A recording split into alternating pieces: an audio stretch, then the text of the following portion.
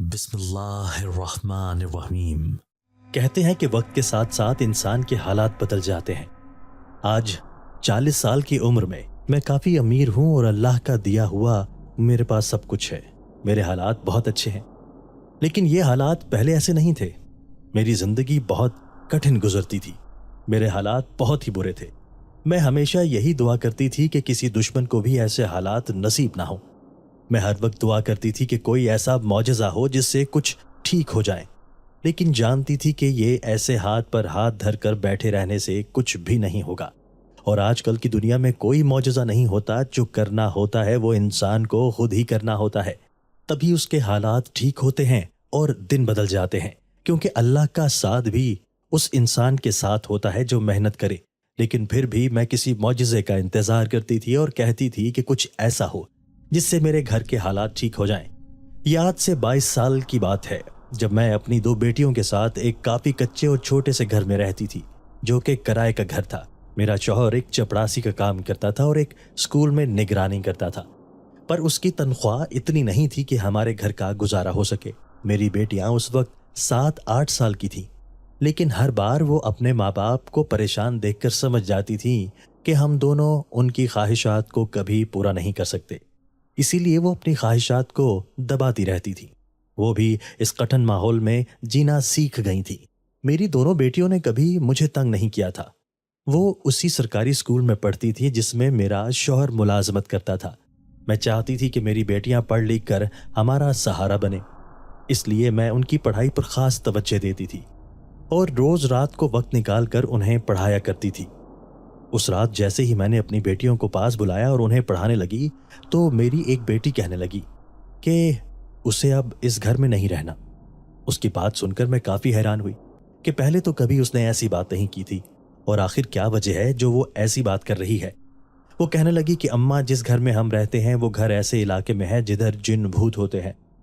اس کی بات سن کر میں بے ساختہ مسکرانے لگی۔ کہنے لگی کہ اماں، میں سچ کہہ رہی ہوں۔ میں نے اس کی بات ٹال دی اور اسے سمجھایا کہ ایسا آج کل کی دنیا میں بالکل نہیں ہے، یہ ساری افواہیں ہوتی ہیں اور کہانیوں کی دنیا تک محدود ہے۔ عام زندگی میں ان جن بھوت کا کوئی تصور بھی نہیں ہے، اسی لیے ان سے ڈرنے کی بالکل ضرورت نہیں ہے۔ وہ میری بات تو سمجھ گئی تھی، لیکن ان جن بھوت کے ذکر کو بھولی نہیں تھی۔ اب جب بھی روز رات کو میں انہیں پڑھانے لگتی تو وہ نیا قصہ لے کر بیٹھ جاتی، گویا جن بھوت کا ذکر اب روز ہی تقریباً ہوتا تھا۔ دونوں بیٹیاں کافی دلچسپی سے مجھ سے جن بھوت کے واقعات سنتی۔ میں انہیں خبردار کرتی کہ یہ واقعہ اور یہ کہانی صرف خیالی دنیا کی حد تک ہی محدود ہے، عام زندگی میں اس کا کوئی بھی کام نہیں، تو اس لیے انہیں جن بھوت سے ڈرنے کی کوئی ضرورت نہیں ہے۔ وہ بھی میری بات سمجھ جاتی اور کہتی کہ ہم تو بس کہانی سننے میں ہی دلچسپی رکھتی ہیں۔ میں اپنی خیالی کہانیاں بناتی تھی اور اپنی بیٹیوں کو سنایا کرتی تھی۔ اس طرح ہمارا ٹائم بھی گزر جاتا تھا اور جلدی سے میری دونوں بیٹیاں کام ختم کر کے سونے کی تیاریاں کرتی تھیں۔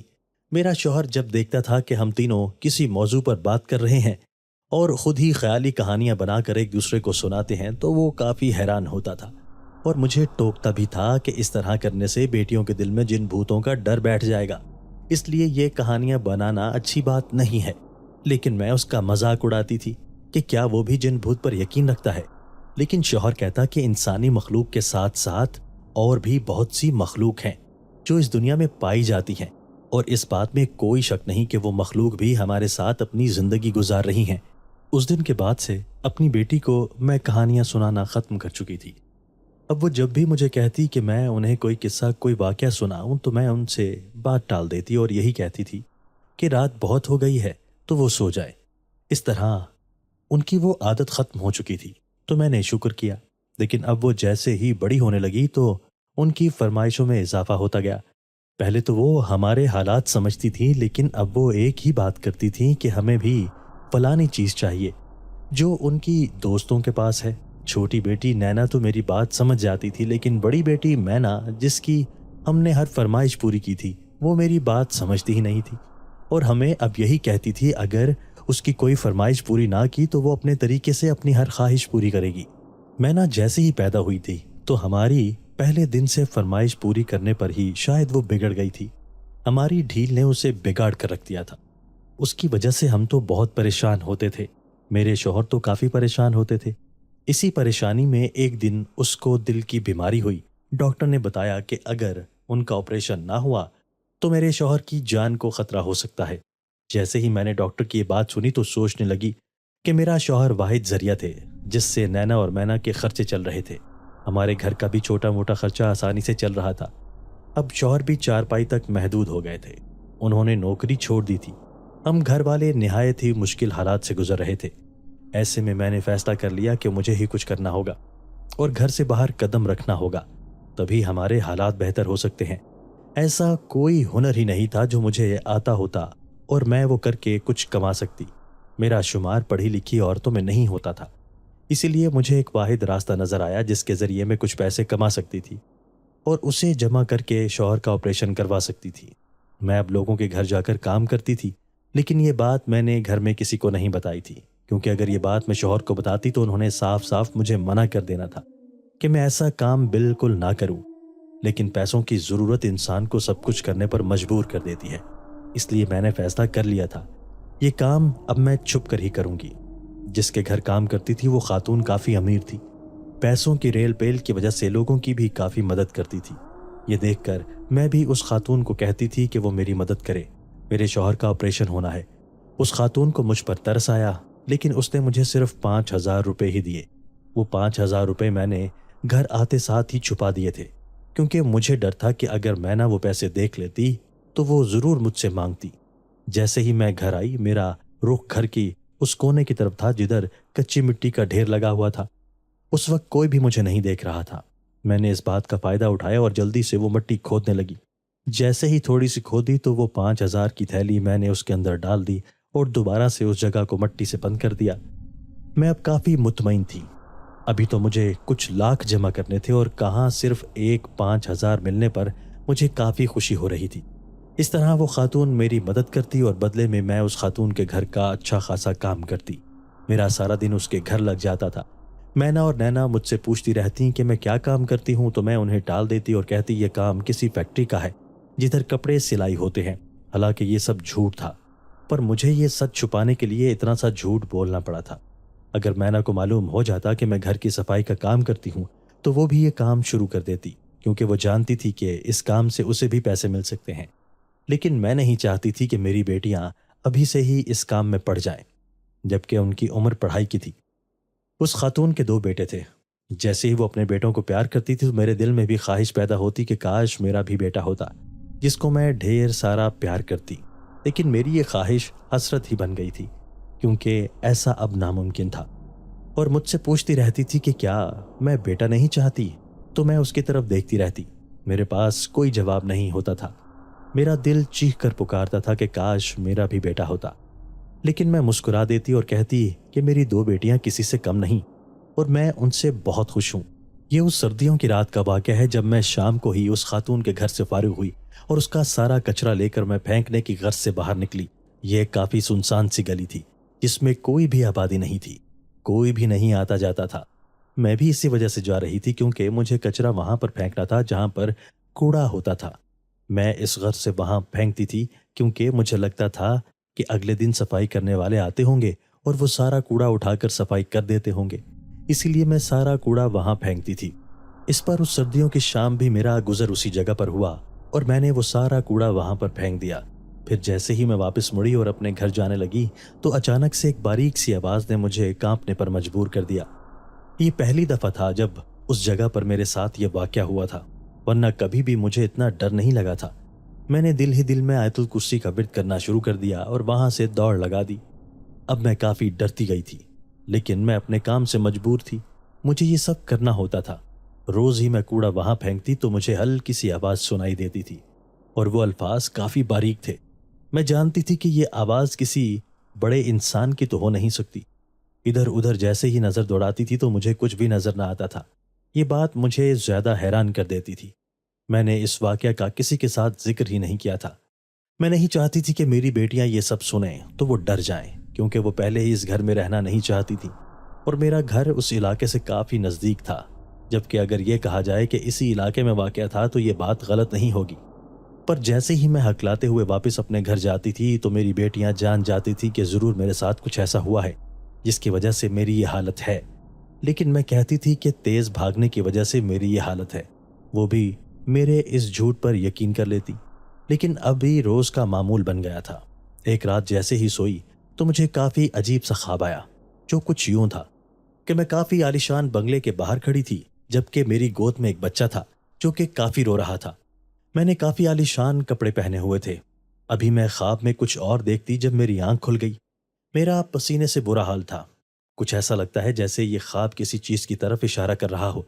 मेरे जहन में बार बार अब वही जगह आ रही थी जिधर से मुझे अजीब सी आवाज आती थी।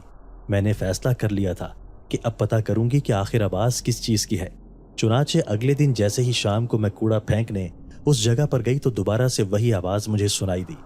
मैंने उस आवाज का पीछा करना शुरू कर दिया। मेरा दिल तेजी से धड़क रहा था, लेकिन ये मुझे करना ही था। मैंने अपने कदम उस तरफ बढ़ाने शुरू कर दिए। जैसे ही मेरी नजर उस स्याह कपड़े पर पड़ी तो मेरे कदम खुद ब खुद रुक गए, और वो एक स्याह रंग का कपड़ा था जिससे अजीब सी आवाज आ रही थी। वो एक गठड़ी सी थी। मैंने उस गठड़ी को देखा। ऐसा लग रहा था जैसे उसके अंदर कोई चीज मौजूद है जिससे आवाज आ रही है। मैं काफी डरी हुई थी। इस मुली जुली कैफियत के साथ मैंने उस गठड़ी को उठाया और अपने साथ घर ले जाने लगी। अभी आधे रास्ते तक पहुंची थी जब अजीब सी आवाज से मेरे औसान खता हो गए। मैं देखने लगी कि आखिर आवाज किस चीज की है और गठड़ी के अंदर ऐसा क्या हो सकता है। सोचते हुए मुझे ख्याल आया कि क्या पता इसको घर ले जाना खतरे की बात हो। इसीलिए मैंने फैसला किया कि इसी जगह पर इसको खोल कर तो देखूं कि अंदर क्या मौजूद है। मैं वहां रुक गई और अब एक पेड़ के नीचे चली गई, जहां जाकर मैंने उस कपड़े को खोलना शुरू कर दिया। अचानक ही जैसे मैंने स्याह कपड़ा हटाया तो वो आवाज तेज हो गई थी, लेकिन वो आवाज किसी के रोने की नहीं थी। ये देखकर मैं हैरान हो गई। जैसे ही सारा कपड़ा हटा दिया तो मेरे होश उड़ गए थे, क्योंकि वो तो एक बच्चा था जो कि रो तो बिल्कुल नहीं रहा था, बल्कि मुझे देखकर अब हंसने लगा था। मैं उस बच्चे को ऊपर से नीचे तक देखने लगी। अचानक मेरी नजर उस बच्चे की आंखों पर गई तो खौफ की वजह से मैं पीछे को हुई। उसकी आंखें बिल्कुल स्याह थी।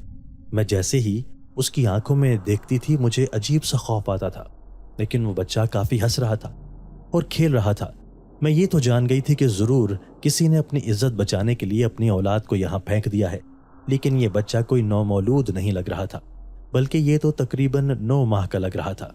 जैसे ही मैंने वो स्याह कपड़ा उस बच्चे के ऊपर से हटाया तो वो बच्चा बिलक बिलक कर रोने लगा। मैं भी हैरान हो गई कि आखिर ये क्या चाहता है। मैं जान गई थी कि ये बच्चा इस तरह कपड़े के साथ ही रहना चाहता है।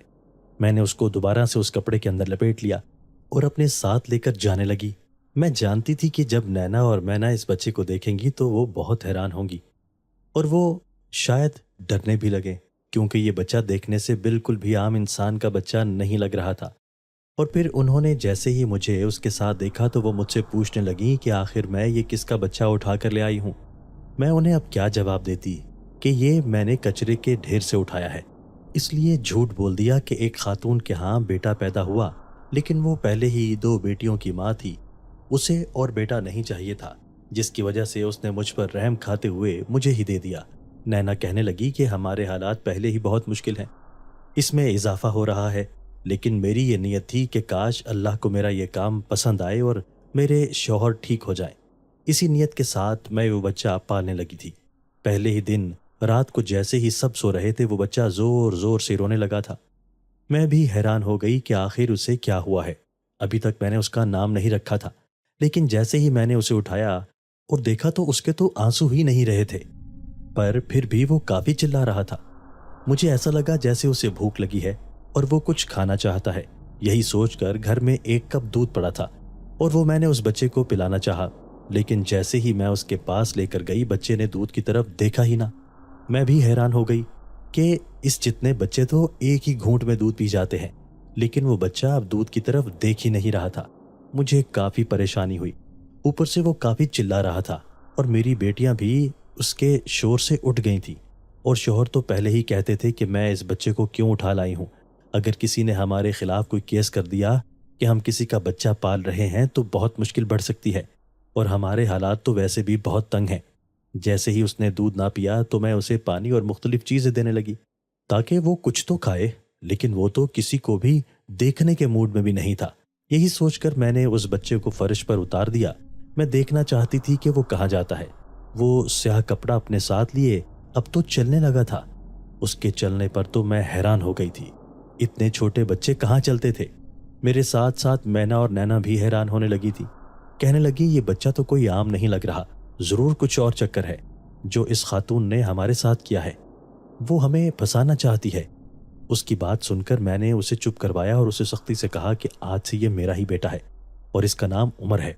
वो दोनों तो मुझसे नाराज हो गई थी और यही कहती थी कि अब मेरी सारी तवज्जो उमर की तरफ होती है। मुझे अपनी बेटियों पर यकीन नहीं था। मैं जानती थी मेरे घर मौजूदगी पर वो उमर के साथ कुछ भी कर सकती हैं और उसे घर से भी बाहर निकाल सकती हैं। इसलिए मैंने सोच दिया था कि जिधर भी जाऊंगी उमर को साथ ही लेकर जाऊंगी। मैं यही सोच रही थी। इतनी देर में उमर चलता हुआ उस मट्टी के ढेर की तरफ चला गया। अब वहां बैठकर वो मट्टी खाने लगा तो मैं काफी हैरान हो गई। उमर की अजीबोगरीब हरकतों ने मुझे भी शक में मुब्तला करना शुरू कर दिया था। वो खुद किसी के पास नहीं जाता था, ना ही किसी के साथ खेलता था। वो बस मेरे साथ हंसता था और मुझी से बातें करता था। ये चीज मैं काफी नोट करती थी कि वो जिधर भी जाता था उस स्याह कपड़े को साथ लेकर जाता था।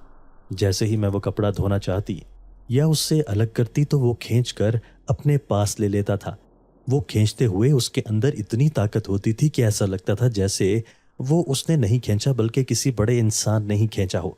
उमर को जैसे ही मैं उस खातून के घर ले गई तो उस खातून ने जैसे ही उसे देखा तो वो भी खूब हैरान होने लगी और कहने लगी कि ये बच्चा कैसा है, इसकी आंखें कैसी हैं और ये इतनी छोटी सी उम्र में कैसे चल सकता है।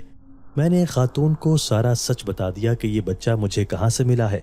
वो भी हैरान हो गई और कहने लगी कि आजकल की नौजवान नस्ल का कोई भरोसा नहीं है। वो ऐसे काम ही क्यों करती हैं कि उन्हें ये हरकत करनी पड़े। उम्र के आने से सब कुछ काफी हद तक ठीक होने लगा था। मैं सारी परेशानियां भूल जाती थी और उमर के साथ खेलने लग जाती थी। जो खातून मुझे वो पैसे देती थी वो मैं मट्टी के ढेर के नीचे छुपा देती थी। अब तक कोई 30,000 उस मट्टी के ढेर के नीचे जमा हो गए थे। लेकिन एक दिन अचानक ही जब खातून ने मुझे 5,000 दिए और वो मैं उस जगह दबाने लगी, मेरे साथ उमर भी था जो कि मेरी काफी मदद कर रहा था। लेकिन जैसे ही मैंने मट्टी खोदी और झांका तो वहां अब कोई पैसे नहीं पड़े थे। मेरा रंग जर्द हो चुका था। मेरे होश उड़ गए थे कि यह हरकत किसकी हो सकती है। मुझे अपनी बड़ी बेटी पर शक होने लगा था। पहली दफा ही मुझे उस पर शक हुआ था और मैं यकीन से कह सकती थी कि यह हरकत उसी की हो सकती है, क्योंकि वो अब स्कूल जाती थी और अपने दोस्तों के साथ बाहर घूमने फिरने जाती थी। एक दिन उसकी सालगिरह थी जब वो काफी महंगे कपड़े लेकर मेरे पास आई और कहने लगी, अम्मी ये कपड़ा कैसा है। मैंने उससे कहा यह तो बहुत अच्छा है, लेकिन उसे मिला कहाँ से। वो कहने लगी कि उसकी सहेली ने उसे सालगिरह का तोहफा दिया है। ये बात सुनकर मैं भी हैरान हो गई कि कोई भला इतना महंगा तोहफा कैसे दे सकता है। और मीना कहने लगी कि मैं ख्वामख्वाह उस पर शक कर रही हूँ। इस बात पर मैंने भी इस बात का यकीन कर लिया, मगर अब वो खाली जगह देखकर मुझे सारा शक मीना पर जा रहा था। मैंने कभी सोचा भी नहीं था कि मेरी सगी औलाद, मेरी बेटी, मेरे साथ ऐसी हरकत करेगी। और जो मेरे साथ था उमर, जो मेरी औलाद भी नहीं था, वो ना जाने क्या था, लेकिन जो भी था वो बढ़ चढ़कर मेरा ख्याल रखता था। मेरी हर जरूरत पूरी हो जाती थी, मेरी मदद करता था। जैसे ही मुझे परेशान देखा तो वो भी उसी जगह देखने लगा जिधर मैं देख रही थी। वो भी शायद सारा मामला समझ गया था, क्योंकि हर बार जब भी मैं वहां पैसे दबाती थी वो मेरे साथ होता था और पैसे देखकर वो भी समझ जाता था कि मैं इधर ही पैसा जमा कर रही हूँ। लेकिन अब खाली जगह देखकर उसे पता चल गया था कि मैं क्यों परेशान हूँ। अचानक उसके हाथ में जो स्याह कपड़ा था वो उसने उस जगह पर रख दिया कि शायद उमर ने गलती से ये काम किया है। मैंने नासमझी में वो कपड़ा साइड पर रख दिया। फिर उमर हैरान हो गया और उधर से जाकर उस जगह कपड़ा उठाया और उसी मट्टी की जगह पर दोबारा रख दिया जिधर मैंने पैसे छुपाए थे। उमर की इस हरकत को मैंने नोट तो नहीं किया था। मुझे यही लगा कि वो बच्चा है और शायद खेल रहा हो। मट्टी उसे वैसे भी बहुत पसंद थी। लेकिन अचानक ही कुछ देर बाद उसने जैसे ही वो स्याह कपड़ा वापस हटाया तो मेरी तो आंखें चमक उठी थी, क्योंकि उस कपड़े के नीचे तो इतने पैसे थे कि मैं हैरान हो गई थी। वो 30,000 थे ही नहीं, वो तो इससे भी ज्यादा थे। मैंने जैसे ही उमर की तरफ देखा मैं उससे खौफजदा होने लगी और पीछे को हटने लगी। मुझे उमर से काफी खौफ आ रहा था। मैं जान गई थी कि वो आम इंसान नहीं है, जरूर कोई राज है जो वो मुझसे छुपा रहा है। मैं ऊंचा ऊंचा बोलने लगी कि कौन हो तुम और किसकी औलाद हो। उमर ने मेरी बात सुनी तो वो मुस्कुराने लगा। मेरी जाने बढ़ गया, मेरा हाथ थाम कर चूमने लगा। अचानक ही वो مجھے جواب دینے لگا۔ یہ پہلی دفعہ تھا جب عمر مجھ سے مخاطب تھا، ورنہ عمر تو ٹوٹے پھوٹے الفاظ بولتا تھا جو اس عمر کے بچے بولتے ہیں، لیکن عمر کی صاف آواز دیکھ کر میں حیران ہو گئی تھی۔ اس کی آواز کافی شفاف تھی اور اس کے الفاظ بہت ہی صاف تھے۔ کہنے لگا، میں اسے اپنا بیٹا مانوں یا نہ مانوں، پر اس نے اس وقت مجھے اپنی ماں بولنا شروع کر دیا تھا جب میں نے اس کو اٹھایا تھا، اسے اپنا بیٹا بنایا تھا۔ میں عمر کی بات سن کر کافی رونے لگی تھی۔ کہنے لگی کہ یہ جگہ اس کے لیے خطرے سے خالی نہیں ہے، اگر اسے اپنی جان پیاری ہے اور اگر وہ اپنی جان بچانا چاہتا ہے تو وہ یہاں سے بھاگ جائے۔ اور عمر بھی ہنسنے لگا اور کہنے لگا، مجھے کسی سے کوئی غرض نہیں ہے، میں تو اپنی حفاظت خود کر سکتا ہوں، کوئی میرا کچھ نہیں بگاڑ سکتا۔ مجھے اگر کسی چیز کسی کی پرواہ ہے تو وہ آپ ہیں۔ وہ ایسے اشارے کر کے مجھ سے باتیں کر رہا تھا جیسے وہ کوئی میرا غلام ہو۔ میں بھی کافی حیران ہو گئی، پوچھنے لگی کہ آخر وہ ہے کون اور وہ کس مقصد کے تحت یہاں آیا ہے۔ وہ اس دنیا کا بالکل نہیں لگتا تھا۔ کہنے لگا کہ وہ بھی اسی دنیا کی مخلوق ہے اور جس نے مجھے بنایا ہے اسے بھی اسی نے بنایا ہے۔ میں نے عمر کو صاف صاف کہہ دیا کہ سچائی کے بارے میں وہ کسی کو نہیں بتائے گا اور یہ راز کی بات میرے اور اس تک ہی رہے گی۔ عمر نے میری بات مان لی، لیکن ابھی تک اس نے مجھے اپنے متعلق کچھ نہیں بتایا تھا۔ عمر کے جانے کے بعد میری نظر ان پیسوں کے ڈھیر پر پڑی جو میں نے زندگی میں پہلی دفعہ دیکھے تھے۔ اتنے زیادہ پیسے ایک ساتھ دیکھ کر مجھے سمجھ نہیں آ رہی تھی کہ میں ان کا کیا کروں۔ میرے شوہر کا تو ان سے علاج ہو بھی سکتا تھا اور گھر کی ساری ضروریات بھی پوری ہو سکتی تھی، لیکن اگر مینا کو معلوم ہو جاتا کہ میرے پاس اتنے زیادہ پیسے ہیں تو وہ ان پیسوں کو بھی چوری کر لیتی۔ اب میں اسے چھپا بھی نہیں سکتی تھی، کیونکہ ایک وہی جگہ تھی جہاں میں اسے چھپا سکتی تھی، اور وہ بینا کو پتہ چل گئی تھی۔ میں نے کچھ پیسے اپنے پاس رکھے اور باقی سارے عمر کو دے دیے اور اس سے کہا کہ جب مجھے ضرورت ہوگی تو میں پیسے اس سے مانگ لیا کروں گی۔ عمر نے دوبارہ سے وہ پیسے اس سیاہ کپڑے کے نیچے رکھ دیے اور کچھ ہی دیر بعد وہ پیسے غائب ہو گئے۔ میں جانتی تھی کہ عمر کے پاس کچھ ایسی طاقت ہے جس کو استعمال کر کے وہ میری مدد کرتا ہے، لیکن میں اس سے کوئی سوال پوچھتی تو وہ انکار کر دیتا کہ ابھی صحیح وقت نہیں ہے کہ وہ ان سوالوں کے جواب دے، لیکن وقت آنے پر وہ سب کچھ بتا دے گا۔ پیسوں سے میں نے گھر کے سارے اخراجات پورے کیے، سبزی فروٹ سب کچھ ہی لائی تھی، لیکن مجھے افسوس ہوتا تھا کہ یہ چیزیں تو عمر کھاتا ہی نہیں ہے۔ میں اس کے لیے ہی یہ سب کچھ کرتی تھی، لیکن وہ تو صرف مٹی ہی کھاتا تھا اور رات دیر باہر چلا جاتا تھا۔ جیسے ہی واپس آتا تو میں اس سے پوچھتی کہ اس نے کچھ کھانا ہے تو اس کا یہی جواب ہوتا تھا کہ وہ باہر سے کھا کے آیا ہے۔ میں نے جیسے ہی اپنے شوہر کو بتایا کہ پیسوں کا انتظام ہو گیا ہے تو وہ بھی کافی حیران ہوئے۔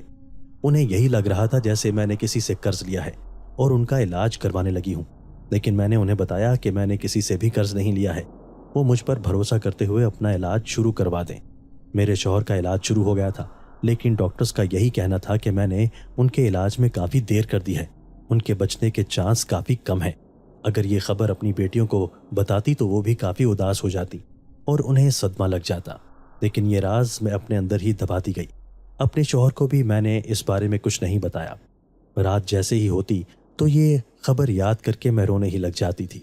میرے ساتھ عمر ہی ہوتا تھا جو مجھے دلاسا دیتا تھا اور کہتا تھا کہ ماں میں تمہاری ساری زندگی خدمت کروں گا، اب میں چھوڑ کر نہیں جاؤں گا۔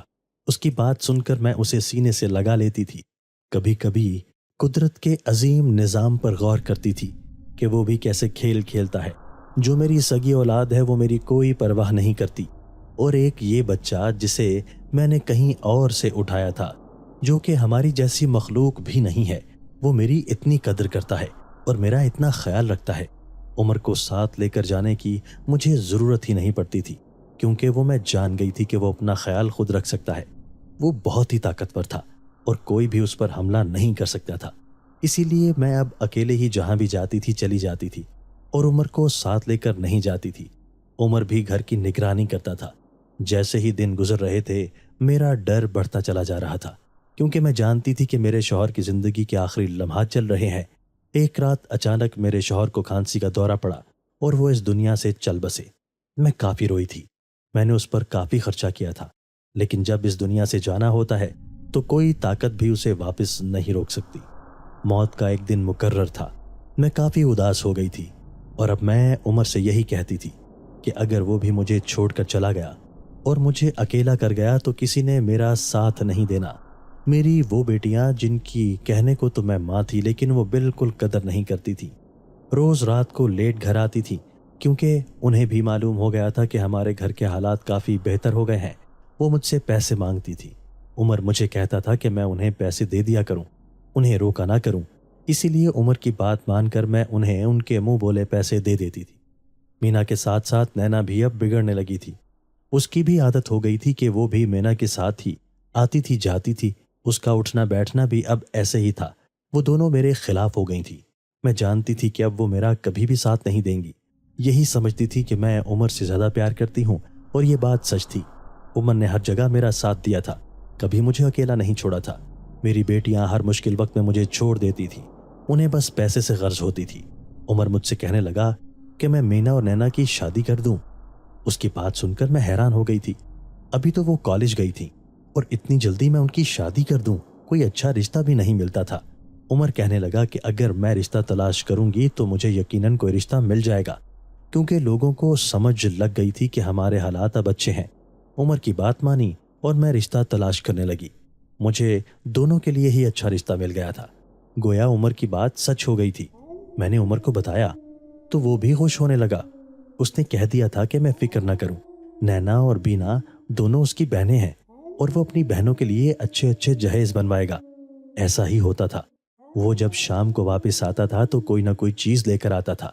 وہ دونوں کی ایک جیسی چیز لے کر آتا تھا۔ مینا اور نینا بھی عمر کو اپنا بھائی سمجھنے لگی تھی اور کہنے لگی تھی کہ وہ ان کی غلطی تھی جو عمر کو برا بھلا کہتی تھی۔ عمر نے ان کی بھی بہت مدد کی۔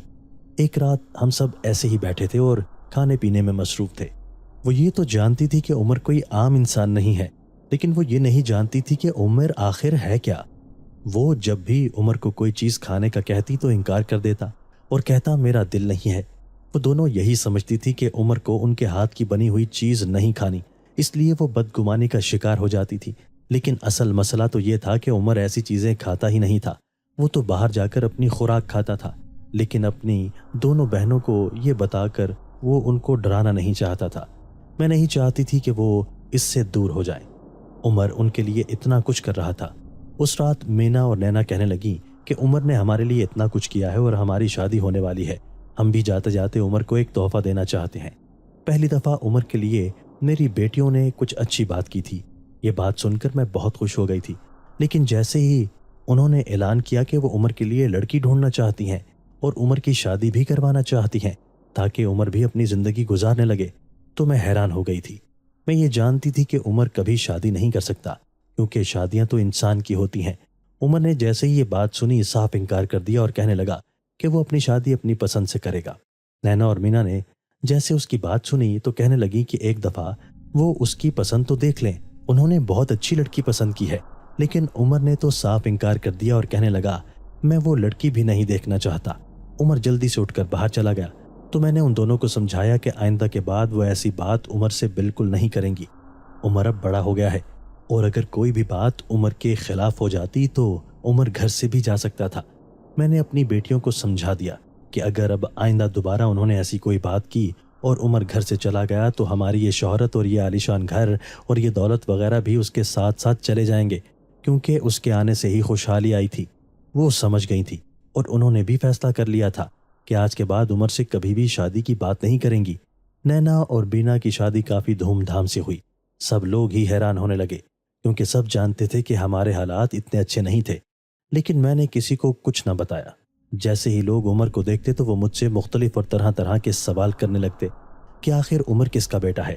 میں نے انہیں بتا دیا کہ میرے پاس کوئی جواب نہیں ہے۔ جیسے ہی شادی ہو گئی تو ایک رات عمر مجھ سے کہنے لگا کہ وقت آ گیا ہے جب وہ اپنا راز مجھے بتا دے۔ یہ کہہ کر وہ مجھے اپنے ساتھ کہیں لے کر چلنے لگا۔ میں بھی حیران تھی اور اس کے ساتھ چلنے لگی۔ وہ مجھے ایک جگہ پر لے گیا، لیکن وہاں تو کچھ بھی موجود نہیں تھا۔ جیسے ہی عمر نے کچھ دیر بعد اپنی آنکھیں بند کی اور سیاہ کپڑا سامنے پھیلایا تو راستہ خود بخود بننے لگا۔ میں کافی حیران تھی کہ عمر مجھے کدھر لے جا رہا ہے، لیکن مجھے اس پر یقین تھا۔ میں اس کے ساتھ چلنے لگی۔ وہ ایک بہت پرانا سا جنگل تھا جہاں سے مختلف جانوروں کی آوازیں آ رہی تھی۔ عمر کے ساتھ میں رک گئی تھی۔ ایسا لگ رہا تھا جیسے عمر کسی کا انتظار کر رہا ہے۔ اچانک سے ایک آواز آنے لگی۔ کچھ دیر بعد جیسے ہی میری نظر سامنے پڑی تو ایک عورت میرے سامنے کھڑی تھی۔ اسے دیکھ کر میں حیران ہو گئی کہ آخر وہ ہے کون۔ عمر ان سے ملوانے لگا اور کہنے لگا کہ وہ عورت عمر کی ماں ہے۔ میں یہ دیکھ کر حیران ہو گئی۔ وہ عورت بھی بالکل عمر کی طرح تھی، اس کی آنکھیں بھی سیاہ تھیں، پر میں اسے صحیح طرح دیکھ نہ سکی کیونکہ اس نے خود کو ڈھانپا ہوا تھا۔ وہ میرے پاس آنے لگی اور میرے سر پر اس نے ہاتھ رکھا، کہنے لگی کہ میں بہت خوش نصیب ہوں کہ میں نے اپنے گھر میں عمر کو پناہ دی اور اسے پال پوس کر بڑا کیا، اور میرا ساری زندگی شکر گزار رہے گی۔ اس سے پہلے کہ میں کوئی سوال کرتی، جب وہ اچانک سے ہی غائب ہو گئی۔ میں بھی حیران ہو گئی۔ عمر میرے ساتھ واپس آنے لگا۔ میرا ذہن عجیب طرح کے سوالوں میں الجھا ہوا تھا۔ میرے پاس کئی سوال تھے جن کا جواب عمر ہی کے پاس تھا اور وہی مجھے دے سکتا تھا۔ میں اس الجھن کے ساتھ عمر کے ساتھ واپس گھر آ گئی۔ اس سے پہلے کہ میں کچھ بولتی، جب عمر مجھے کہنے لگا کہ آج وہ مجھے سارے سوالات کے جوابات دے کر میری ساری الجھنیں مٹا دے گا۔ اس نے مجھے اپنے بارے میں بتایا اور کہنے لگا کہ اس کا تعلق جنات کی مخلوق سے ہے۔ اس کا باپ ایک بہت بڑا سربراہ تھا اور وہ اپنے علاقے پر راج کرتا تھا۔ ہر کوئی اس سے ڈرتا تھا اور اس کے نام سے خوف کھاتا تھا۔ وہ جس کو بھی پسند کر لیتا تو اس کا پیچھا کبھی نہیں چھوڑتا تھا، چاہے پھر وہ انسان ہوتا یا کوئی اور مخلوق ہوتی۔ کہنے لگا کہ اسی طرح ایک دفعہ اس کے ابو نے راہ چلتے اس کی امی کو دیکھا، جو اس وقت کافی حسین جنزادی مانی جاتی تھی۔ اس کی امی ابو کے خاندان میں زمین آسمان کا فرق تھا۔ اس کی ماں بھی آہستہ آہستہ اس جن سے محبت کرنے لگی اور اس پر فدا ہونے لگی۔ یہ دیکھ کر وہ جنزاد یعنی کہ عمر کا باپ بھی کافی خوش ہونے لگا۔ اس نے عمر کی امی سے بہت سے وعدے کیے تھے، لیکن وہ جانتا تھا کہ عمر کی امی کے خاندان والے بالکل بھی راضی نہیں ہوں گے کہ وہ دونوں اکٹھے رہیں۔ پر پھر بھی اس کے ابو نے عمر کی امی کو جھانسا دے کر اپنے ساتھ رکھا۔ وہ تو ایک دوسرے کے ساتھ رہنے لگے تھے، لیکن ان دونوں کے خاندانوں میں سے کسی کو بھی پتہ نہیں تھا کہ یہ سب کچھ چل رہا ہے۔ جیسے عمر کی پیدائش ہو گئی اور اس جنزادے نے دیکھا کہ اس کا بیٹا اس دنیا میں آ گیا ہے، تو وہ یہی چاہتا تھا کہ وہ اپنے بیٹے کو اپنے فائدے کے لیے استعمال کرے اور انسانوں کی دنیا میں بھیج دے، تاکہ اس کا بیٹا بھی اسی کی طرح ہی لوگوں کو تنگ کیا کرے اور ایک شیطان بن جائے۔ پر یعنی عمر کی امی کو یہ بالکل منظور نہیں تھا۔ وہ نہیں چاہتی تھی کہ اس کا بیٹا یہ غلط کام کرے۔ اسی وجہ سے ان دونوں میں لڑائی ہو گئی۔ اس نے انکار کر دیا کہ وہ عمر کی امی سے شادی نہیں کرے گا۔ یہ بات سن کر ہی عمر کی امی کافی پریشان ہونے لگی، لیکن انہوں نے فیصلہ کر لیا تھا کہ وہ عمر کو اس جنات کی دنیا سے دور لے جائیں گی اور اس جنات کا سایہ اس عمر پر نہیں پڑنے دیں گی۔ پر ایک رات جیسے ہی عمر کی امی کی آنکھ کھلی تو عمر ان کے ساتھ موجود ہی نہیں تھا۔ یہ دیکھ کر وہ حیران ہونے لگی۔ اسے معلوم تھا کہ یہ کام اس جنزادے کا ہی ہو سکتا ہے۔ اس نے بہت کوشش کی کہ کسی طرح وہ عمر کو واپس لے آئے، لیکن وہ عمر کو ہر طریقے سے واپس لانے میں ناکام ہو گئی۔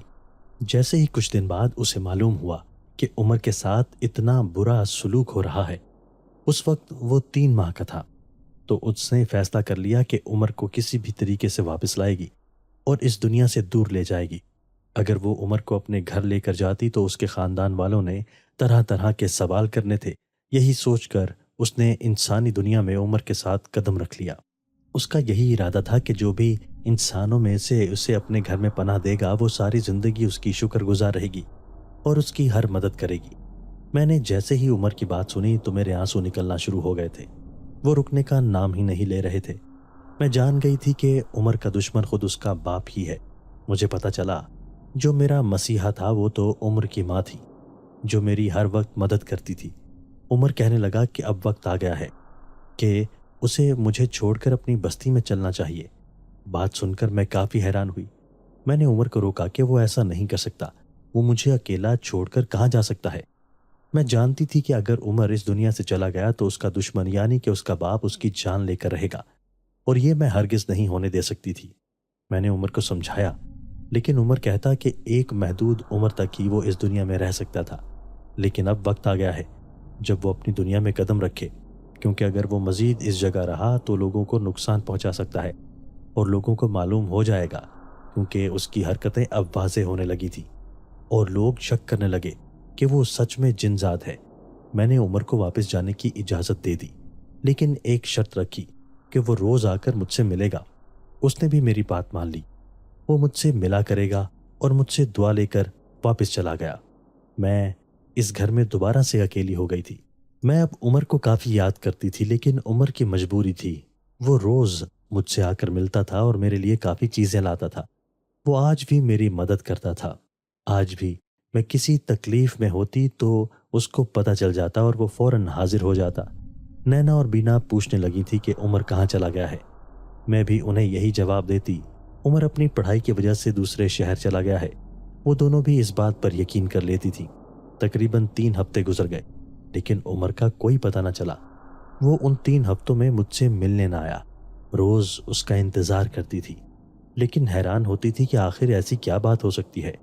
مجھے عجیب سے خیال آتے تھے اور اس کے ابو پر شک ہونے لگتا تھا کہ کہیں اس نے عمر کی جان نہ لے لی ہو، لیکن میں کچھ بھی نہیں کر سکتی تھی۔ مجھے عمر کی ماں کا خیال آیا، لیکن میں اس کو کیسے بلاتی اور اسے کیسے بات کرتی؟ یہی سوچ کر میں اس جگہ پر چلی گئی جدھر عمر مجھے اپنی ماں کو ملوانے لے گیا تھا کہ شاید میرے اس جگہ جانے سے کچھ ہو سکے اور عمر کی ماں سے میری ملاقات ہو جائے۔ میں جیسے ہی اس جگہ گئی تو اچانک سے ہی اپنے ذہن میں اس کی ماں کا تصور کرنے لگی۔ کچھ ہی دیر بعد میرے سامنے ایک خاتون کھڑی تھی۔ وہ مجھے دیکھ کر مسکرانے لگی اور پوچھنے لگی کہ میں نے اسے بلایا ہے۔ میں جان گئی تھی کہ یہ وہی عمر کی ماں ہے، جبکہ شاید وہ کسی انسانی روپ میں میرے سامنے کھڑی تھی۔ وہ کہنے لگی کہ وہ بہت مجبور ہو کر میرے سامنے آئی ہے۔ وہ کسی انسان کو تکلیف نہیں دینا چاہتی تھی لیکن میری وجہ سے یہ کام کیا ہے۔ میں جلدی سے اسے عمر کا پوچھنے لگی۔ وہ مسکرانے لگی اور کہنے لگی کہ عمر بہت جلد ہی مجھ سے ایک اچھی خبر کے ساتھ ملنے آئے گا۔ یہ سن کر مجھے تھوڑی تسلی ہوئی اور میں نے جلدی سے اسے الوداع کہا تھا کہ وہ اس انسان کو چھوڑ دے اور واپس چلی جائے۔ میں واپس اپنے گھر آ گئی تھی۔ عمر کا کافی انتظار کرتی تھی تاکہ میں اس اچھی خبر کو بھی سن سکوں۔ 2 دن بعد جیسے ہی اچانک عمر کو دیکھا تو حیران ہو گئی کیونکہ وہ کافی بدلا بدلا سا لگ رہا تھا۔ پہلے تو میں نے اس سے شکوہ کیا کہ وہ مجھ سے ملنے کیوں نہیں آتا تھا، تو کہنے لگا کہ اس کا باپ، اس کا دشمن اس کے پیچھے پڑ چکا تھا جس سے نپٹنا اس کا پہلا کام تھا۔ اب اس کا باپ اس کا کچھ نہیں بگاڑ سکتا۔ مجھے لگا کہ شاید یہی وہ بات تھی جس کا عمر کی امی نے ذکر کیا تھا، پر عمر نے انکار کر دیا اور کہنے لگا کہ یہ وہ بات نہیں ہے۔ جیسے ہی عمر نے مجھے بتایا کہ وہ شادی کرنے والا ہے تو اس کی بات سن کر میں حیران ہونے لگی تھی۔ عمر بتانے لگا کہ وہ جس سے شادی کرے گا وہ اس کی مخلوق سے ہوگی اور وہ مجھے بھی اپنی شادی پر لے کر جائے گا۔ اس کی بات سن کر میں حیران ہوئی کہ میں کیسے اس کی شادی میں شریک ہوں گی۔ میں نے عمر کو انکار کر دیا لیکن یہ بھی کہا کہ وہ میری بہو کو مجھ سے ملوانے اپنے ساتھ ضرور لے کر آئے۔ کچھ دن بعد ہی عمر میری بہو کے ساتھ مجھ سے ملنے آیا۔ میں عمر کے لیے کافی خوش تھی کہ وہ اپنی زندگی میں آگے بڑھ چکا ہے۔ دوستو، اگر آپ کو آج کی ہماری یہ ویڈیو پسند آئی ہے تو اسے لائک کیجئے اور اسے اپنے پیاروں کے ساتھ شیئر ضرور کیجئے گا۔